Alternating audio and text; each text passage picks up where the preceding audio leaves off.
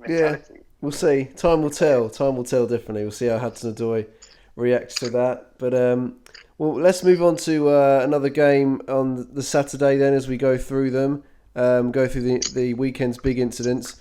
Let's go to Anfield, Liverpool Everton. 2-0 it finished to Wow. Everton. Their first win at Anfield, I believe, since was it 91? Is it 1991? I think first win at Anfield Mm. since then. I thought Yeah, it was 22 Well, there's years, no isn't it? fans in the stadium, so like it's big different circumstances, isn't it? Does it count then? It doesn't count. doesn't I mean, count. Yeah, technically it counts. Technically it has to count, but for me it doesn't really, because obviously Anfield is known for their atmosphere, and obviously that's why I think Liverpool generally play so well there okay. throughout the years. I mean, yeah, I can see your point, but at the same time, Everton. This just goes to show that Everton are a better team than Liverpool at this moment in time. It doesn't matter if the pitch is Anfield or the pitch is Goodison Park. They're better than Liverpool in this moment in time. It just goes to show that Liverpool, obviously their poor run continues. They had that win in midweek, didn't they, against Leipzig, which was a good performance away from home in the Champions League. But in terms of the Premier League, they're still slumping. Did 3-1? 2-0 it was, 2-0. 2-0. Yeah. 2-0. I Yeah, think 2-0. Leipzig made a couple of errors though that led to the goals. Yeah. Yeah. Yeah. The thing is, Liverpool are still ahead of Everton in the league. They Oh, are. goal Well, no. difference. They're now level on points. Yeah, They- level on But points. they are ahead on. They They are are- ahead. they are ahead, on yes. goal difference. Yeah. So still Yes. technically ahead. Everton do have a game in hand, but we know Everton. Everton have had those couple of games, but they've just lost. Yeah. But then They lost at home to Newcastle, didn't they? The other day. and Fulham, wasn't Last it, the week, other day? And then Fulham. didn't they? Yeah, they lost to Tottenham. um, So you know, they're similar to United. I feel they're a bit similar. It's like 'cause they were both home games, weren't they? yeah. They're an up and down club. Although, as I think we discussed this before, Everton are looking like they're building something. I think Ancelotti needs to sort out that defence. This season they've been on and off, but it's his first proper season at Everton. Yeah, but he's that's building like something. Man United have been on and off, and they certainly need some work in defence. I mean, they have conceded how many goals? I mean, sorry, I'm trying to look at the table here. Yeah, it's all right. They've conceded but- 21 goals this season, Man United. Everton have conceded 21. Are you sure? I thought it was more than that. Oh no, it's sorry, 30. no, it is more than that. Yeah, sorry, I was looking at the wrong column. I was gonna say, man. Yes, they are. So Everton level on points with Liverpool, between 6th and 7th. But yes, like Sikandar, yeah, there's no crowd. It's got a big influence. However, I think the no crowd excuse has got to come to an end at some point. People can't just keep mentioning it, being like, oh, there's no crowds, that's why we lost, So I was Everton. Well, I mean, Yeah, go on. I think Arsene Wenger said it.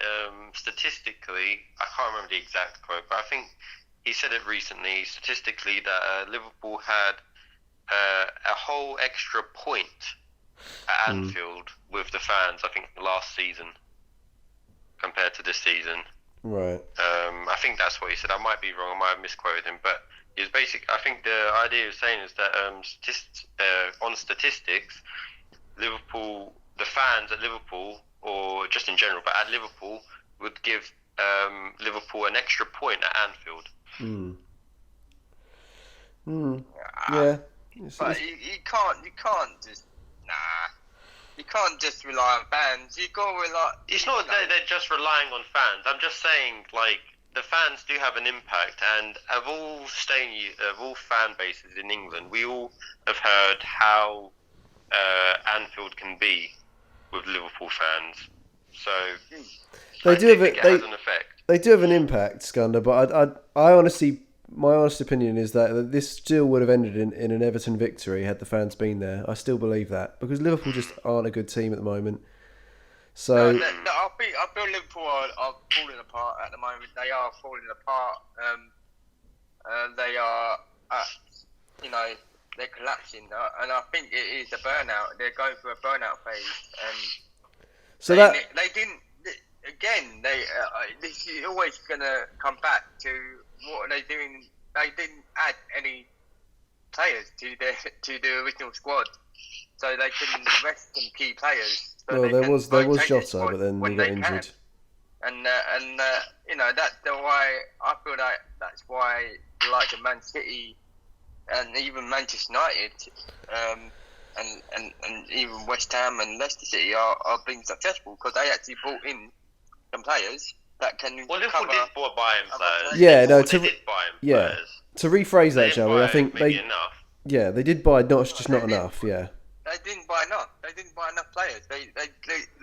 But they did buy. They bought in Jota. They bought in Thiago. So they did buy players. But yeah, maybe not enough. So just to rephrase what you were saying there, but Diego Jota. I mean, he was brilliant for that team when he was fit. He was the reason they were doing so well, and just goes to show how pivotal it was. So I mean, you could argue that Diego Jota was Liverpool's signing that they. That did make a difference. So they did go out and do something. Yeah, but still, you need backup in defence. They thought Van Dijk. Sorry, Van Dijk. They thought he was invincible. He was never going to get a season-long injury. Did you see the challenge Pickford did to him in the first game of the season between the two? I mean, I'm pretty sure almost anyone would get injured from something like that. Yeah, true. Look, Everton won 2-0. Everton won 2-0, and the second goal came from a penalty that, in my opinion, I don't really think it was a penalty. And so there would have still been time for Liverpool to maybe come back within the last 10 minutes or so of the game to get a 1-1 draw. I think after they made it 2-0 it was pretty much over then. But when it's 1-0, Liverpool are always still in the game. And a draw, perhaps, not a win, though. A draw, perhaps. A draw, but we're talking about Everton... we're talking about Everton winning at Anfield in a very long time, and I feel the second goal that killed it off around the 80th minute was came from a penalty incident that I don't think was a penalty. I'm not sure what you guys think. I don't think it was a penalty. It's a close call. I think I saw it. Alisson, wasn't it? Alisson. He was on goal, and he tripped over. He couldn't he easily avoided it? It was Alexander-Arnold on the ground, and he tripped over him. Like he literally, but weren't they saying that he did lift his leg out? He lashed it out last minute. There was arguments to say that, and the replays actually did show that Alexander... So what happened? He had the shot. Alisson sort of saved it, but he spilt it. So the striker was going for the second ball. As he was going for the second ball, Alexander-Arnold was basically sat on his arse, so facing the goal. It's the bluntest way to put it, yeah. So facing the goal, sat down, and... Right on his arm. Yeah. And Alexander, Calvert-Lewin, I think it was, running through. Yeah. He could have ran side of him, couldn't he? But he basically ran at Alexander-Arnold, tripped over him because he was obviously facing up, tripped over his body. But I think Alexander-Arnold did raise his arm, and that's the point they were making that was in favour of the penalty. I don't know about that. I mean, Dominic Calvert-Lewin, it was his leg. I think it was both. It was both. I thought it was his leg, not his arm. He raised both. The first thing that happened, the first bit of contact that happened there was Calvert-Lewin literally need Alexander-Arnold in the head. You need him in the head, and then he tripped over him after kneeing him in the head. Now here's the thing. I saw there was a Liverpool defender, not Alexander-Arnold. That was he was there in about the situation. I think it was Nathaniel Phillips. And in the time that Calvert-Lewin had his shot, so the moment he kicked the ball to have the shot, Phillips, the Liverpool centre-back, was sprinting, then slowed down sprinting, and then started sprinting again after Alisson spilled it. So in that time frame, you've had a Liverpool player who's been sprinting, slowed down, and then sprint again. In the time that Dominic Calvert-Lewin has had the shot and then run into Alexander-Arnold, he did not just accidentally run into Alexander-Arnold. He 100%, in my opinion, intentionally ran through him to try and win a penalty.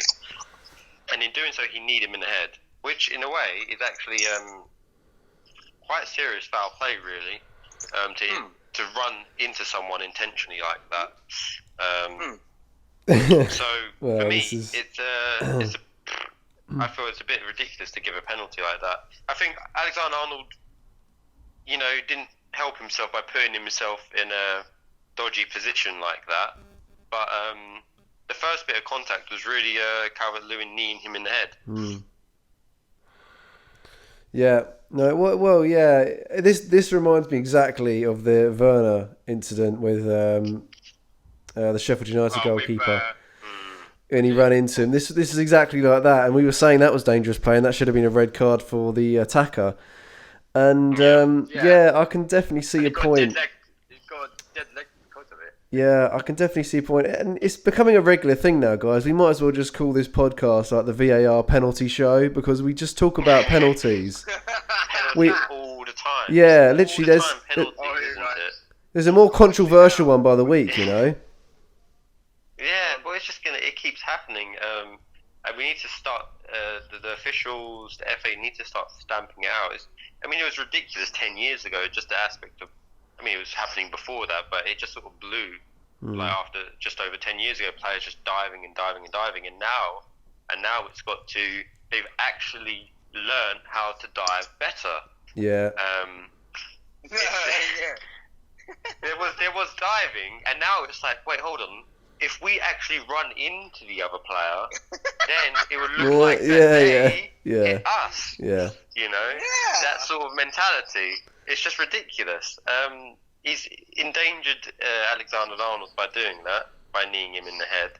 The only difference between the two incidents between Werner and this one is because I think had Alexander-Arnold not been sitting there, I think Calvert-Lewin could have got the ball. I don't think Werner was ever going to get the ball going around the keeper like that, running into him.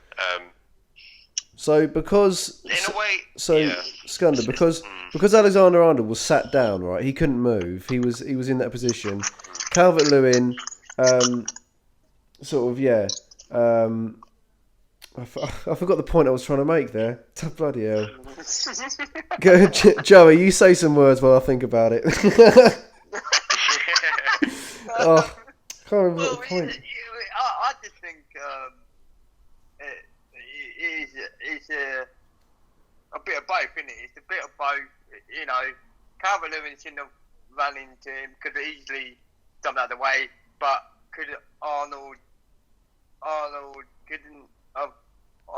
Alexander, he just, he didn't have to stick his leg out, did he? He didn't have to do that. But that happened afterwards, so that happened after he got kneed in the head. Are we really going to judge a player after they get smacked in the head? It might have just been a natural reflex. Or, it's in the back of his head. Back of his head, by the way. Yeah. Looking at, I don't know, man. He's looking at it again, I'm not actually sure, to be honest. If because he was running at pace, I don't know if he probably could have changed his trajectory. Watch Phillips, though. Watch Phillips, the Liverpool defender. As Calvert-Lewin has the shot, he's sprinting and then he slows down and he starts sprinting again. He's had the time to make to change twice of what he's doing, like slow down and then start sprinting again. And then Calvert-Lewin in that time frame has just run in the same direction. He's sort of been stumbling, but he's sort of a little bit stumbly. But it's just like, I don't understand. How could you not avoid him? That's in my opinion. I don't understand how you could not avoid him. I think this professional footballers here. Yeah, This isn't a question on referees. This is a question on the actual VAR penalty law, because I feel like if I was the referee in that situation, I would have given a penalty as well, because I feel like he tripped over Alexander Arnold. He fell over and he would have scored if Alexander Arnold wasn't there. And so for that reason, I would have given a penalty. So I can see the ref's point, but the VAR law is wrong. But still, I feel Calvert-Lewin could have avoided. He could have. I feel like here's the thing, Josh. Here's the thing. I get what you're saying, because I think Calvert-Lewin could have got to the ball. We will never know for sure, but I think he could have got to it. And because of that, and because of that, it does sound harsh that you would give a free kick the other way. However, the reason I would give the free kick the other way is because it looks like he's intentionally need Alexander Arnold in the head. Now, had he not done that, had he actually tried to get round him and because he could have moved around him, tried to jump over him or whatever, then and if he didn't get to the ball, I would then argue, well, maybe I mean, I've said this before in last podcast, maybe not a penalty.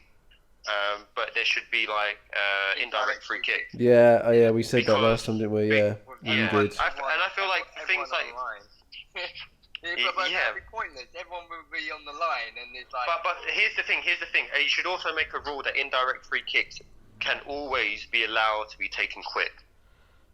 Yeah. Okay. I feel like that's fair. Because if they're always allowed to be taken. As soon as. So when a penalty is given. When a penalty is given, take this incident in the Liverpool-Everton game, take the incident in the Sheffield United-Chelsea game. I'm sure there'd be loads of other incidents as well. Take the incident in the Wolves-Arsenal game. What I think you're saying is referees, they need to look at the VAR monitor, but they don't need to look at whether the player has been denied a goal scoring opportunity. They need to look at the fact, has the attacker purposefully ran into the defender, because I don't think referees are doing that. They're not looking at the attacker's intention, are they? No, they're not, and I feel like it's just a lack of understanding of the game. They just have a lack of understanding of the game. It's obvious to me watching it, because when you play football, it's just almost a bit like, well, come on, he clearly had time to get out of the way of that, and like with the Gundogan one against was that against Everton? Tottenham again? Tottenham, I think, wasn't it? Oh, Tottenham. Oh, it was Tottenham. Yeah, no, it was Tottenham. You're right. And where Gundogan's just put his foot pretty much in between the Tottenham's defender's legs, and it's just like, for us, it looks to me, it's like, why is his foot there? But to the referee, it's like they just see the contact. Yeah. And they're like, well, there's contact there. Goal, wouldn't it? Yeah. Second goal when it was just through on the. And Sanchez tripped over. Yeah. So I feel like referees need to actually. I don't know if they do. To be fair, if they are playing the game, if they are actually playing the game in I don't know, as part of their training, and these are the decisions they're coming with, then I'm not too sure what to say. But I don't know if they are. Maybe they need to start talking to clubs, and clubs maybe need to start being honest about what's actually happening. What players are doing, and what to look out for. That is never going to happen. They do talk to clubs. They do talk to them about the rules and everything, but I don't know. They do need help. And that's the thing. Referees do need help. Yeah. I find it a bit ridiculous that it's got to this stage though of diving. Thing is. Yeah, they're always going to look at I completely agree that they need to look at the attacker's intentions and start punishing the attackers. But I'm so doubtful that it actually will happen. I think referees are always going to look at was the attacker denied by a defender? Could he have scored? Was the last man? That sort of stuff. They won't look at the attacker's intention. But I believe they should, but I don't think it will happen. It's very hard though to judge someone's intention. Definitely, that's the problem. Yeah, it is. Because if you do get it wrong, then it really would look bad. Yeah. That's the problem. But they have to do something. And I feel like indirect free kicks, I've said it again, but it's just like, I really think they help the situation, because it stops players, because it's not as a clear-cut goal-scoring opportunity as a penalty. No. there's less chance of scoring, but there's still a fair chance. Almost as if it's as fair of a chance as if they just stayed on their feet most of the time. Yeah. And so that gives the incentive for maybe players to stop trying to look for these fouls. Because if there's more indirect free kicks, there might be like, well, we might as well just stay on our feet, sort of thing. Yeah, definitely. Yeah. Any last words on it, Joey? Before we move on. I just think the indirect free kick idea is a good idea, but at the same time, what's the point in going down in the box when the penalty rule has always been there for years and generations? So if you ball down the box, is a penalty. You can't. I feel it'd be too complicated to bring in the indirect free kick. Maybe. It'd be too complicated. Maybe. But it's just still a bit like, the thing is, the game is different from when it was in the past. Players weren't, I don't know, about 30 odd years ago, but I didn't really see players diving as much as they are now. And the diving in the way that it is almost as if they're training to dive. Yeah. I think they will look at it. Professional fouls are, it's like, I don't get it why he's done a professional foul there and we're both going to get booked for it. It's like, why is it called a professional foul when he's getting done for it? I mean, fouls like we see today, just a little clip around a clap around the face or whatever, or just a little kick, and players are overreacting. And, I feel like they should get done for overreacting. I think they should have a sin bin, really. That would actually be good, I think, a sin bin for, like, you overreacted, get off the pitch and for a while and think about what you've done and then come on in 5 minutes. You know what I mean? They should have, like, a sin bin. That would make the game interesting, wouldn't it? And then that will shake up players and go, we can't fake it now. We can't because of this sin bin. You know what I mean? But they have in rugby. I think rugby is probably the best organised sport ever. Yeah. I feel we need to learn from rugby rather than. Won't go that far. We have to change the character of the players that play the game then. Yeah, definitely. It's down to the character of the players. It's like, I admire Cristiano Ronaldo, but sometimes I look at him and what a sissy. Like, seriously. It's only a little touch and he goes down the ground and he's like, Well, to be fair, he got better. He got better with that. He stopped doing that as much after he left United. On the topic of penalties, guys, can we talk about the Fulham Sheffield United one? I love that. Yeah. Moving swiftly along. Anyway, guys.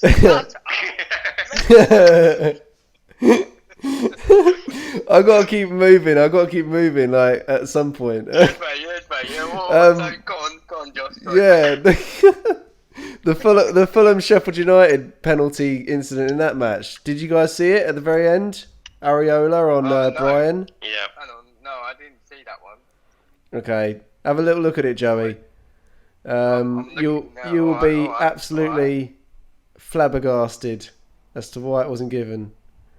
But it was right at the end when it's Scunner. It was. I'm just watching it again now. I mean, Brian actually gets the ball first, so it's not even like the keeper gets the ball first and then hits the man. Brian actually gets the ball first. Pardon me. Oh, that is staggering. I'm pretty sure. Was it given as a free kick the other way as well? I think it was. I think it was. Yeah. Wow. But it's a bit ridiculous. He gets whacked. The keeper whacks him.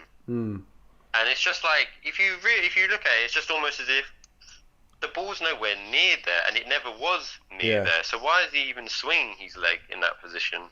Yeah. It's just, it's just reckless to me. High feet. Yeah. If that was anywhere else on the pitch, it would have been a foul, wouldn't it, Skander? I think it would. I mean, anywhere else in the pitch, it would be a red card. Yeah, I agree. Yeah, definitely. Obviously, the penalty. I know refs. Well, they didn't do it with Louise, but I think they've been advised to maybe not do so many like double whammies like that, red cards and penalties. It should just be, one or the other, and usually it's a penalty. But it's a horrible tackle. I mean, it's caught him around the knee. Yeah. And he's full pelt caught him around the knee, nowhere near the ball. Yeah. And Areola's actually gone down, the one in the most pain, like. Oh yeah, he's clutching his legs. Yeah. Have you had a watch of it yet, Joey? I'm watching it now, boy. Okay. Right at the end. I mean, it's just right at the end. But it's just ridiculous. Yeah, I see that, Josh. I'm just almost as this. Why are you crying? Yeah. Sort of thing. You just whacked someone in the knee. Yeah. I don't know. I mean, the thing is, though, who was the Sheffield player? Who was it? It was Brian. Cody Brian. Brian. Yeah. Well, he the only thing he sort of did wrong was the way he sort of kicked the ball, and it's almost a little bit like he sort of stamped on it. Yeah. That's the issue, and that may be why it was given the other way, because the stamp. But I watched it, and if you look at it again, here you go. I don't think he even got the keeper that much or anything, because the way after he landed his foot, after he sort of stepped onto the ball when the ball was in the air, he sort of landed on his foot sideways, almost as if a very easy way of rolling your ankle. Almost as he did that as a precaution not to hurt the keeper when he did that. So for me, it's like, well, he didn't actually stamp on the keeper. He actually avoided doing that. Yeah, that is a penalty. That's a penalty. Yeah. That's a penalty. Yeah, because Areola, he obviously reacted again. We should have been sent to the sin bin. Yeah. The sin bin, I like that idea. Yeah. With like knocking out that player. Yeah. Oh, wait a minute, I've lost it now. Yeah, no, I think this sin bin idea and this indirect free kick idea, they should be enforced, actually. Sin bin, definitely. I do think they're good ideas, but we'll have to wait and see how it goes, obviously, because we don't know for sure. But it sounds like it could work. I don't know though. It just feels like teams are always trying to get away with stuff. That's the problem. So, but this decision is just ridiculous. I don't understand how they can miss this. Even with VAR there's still the same amount of inconsistencies we always used to see from referees. Well, it is just showing the incompetence of the referee federation. Yeah. This professional standard in England. It's not like we don't have the resources or equipment or anything like that in this country. Football.